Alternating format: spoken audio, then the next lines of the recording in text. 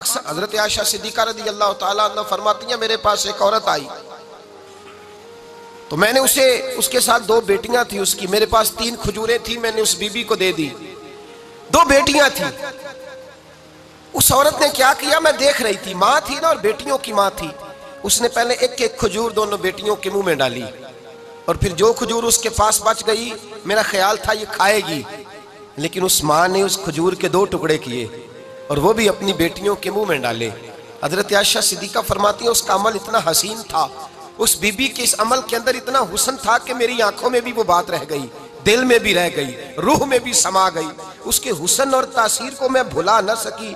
शाम तक वो कैफियत, वो अंदाज, वो उस औरत का तर्ज, उसका वो अंदाज मेरी तबीयत के अंदर बार बार मुझे उसकी तरफ मुतवज्जे करता रहा। शाम को महबूब तशरीफ लाए, नबी करीम सल्लल्लाहु अलैहि वसल्लम शाम को जब तशरीफ लाए तो हबीब पाक अलैहिस्सलाम को मैंने बतलाया। मैंने कहा, हुजूर बीबी आई थी, उसका चेहरा बता रहा था कि भूखी है, लग रहा था कई दिनों से खाना नहीं खाया। 3 खजूरें थी ही मेरे पास 3, 2 बेटियों को दे दी, वो खा सकती थी, लेकिन या रसूल अल्लाह सल्लल्लाहु अलैहि वसल्लम उसने खाई नहीं, वो भी खजूर 2 टुकड़े करके बेटियों में बांट दी है। हजरत आयशा कहती है, देर तक हुजूर मेरी बात को सुनते रहे, देर तक मेरी तरफ देखते रहे, उस तसव्वुर को, बेटी के प्यार के उस जायके देर तक महबूब महसूस करते रहे।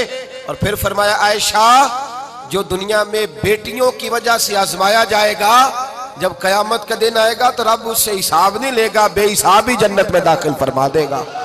अल्लाह फिर उससे हिसाब नहीं लेगा जो बेटी के सबब से आजमाया जाए। यानी हुजूर ने बाप को कहा कि बेटी को मुसीबत ना समझना, अगर कभी उसके मेके से झगड़े का पैगाम भी आ जाए, अगर कभी दोबारा तुझे उसकी तरफ पलट कर जाना भी पड़े। मेरे नबी पाक सल्लल्लाहु अलैहि वसल्लम से किसी सहाबी ने कहा था, या रसूल अल्लाह बेहतरीन सदका कौन सा है? हुजूर बेहतरीन सदका कौन सा है? वो मेरा माल जो अल्लाह के रास्ते में खैरात करूं तो रब मुझे ज्यादा अजर अता करे, वो कौन सा है?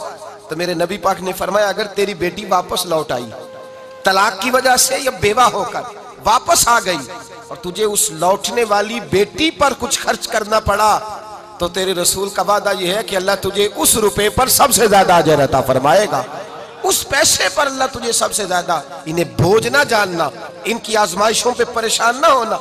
घर कभी बेटी का पैगाम आ जाए कि उसको फिर से ये तकलीफ हुई है, बाप समझने लगा था कि मैं तो फारिग हो गया, निकाह करके मैं फारिग हो गया, फिर अगर कभी उसे पैगाम आए तो मेरे मुस्तफ़ा करीम ने फरमाया, वो परेशान ना हो, वो दुखी ना हो, बल्कि जो बेटी की वजह से आजमाया जाएगा उससे तो हिसाब ही नहीं लिया जाएगा, अल्लाह बगैर हिसाब ही जन्नत अता फरमा देगा। इतना बड़ा मकाम, इतनी बड़ी अजमत और फजीलत अल्लाह के रसूल ने बेटियों के माँ बाप को अता फरमाई।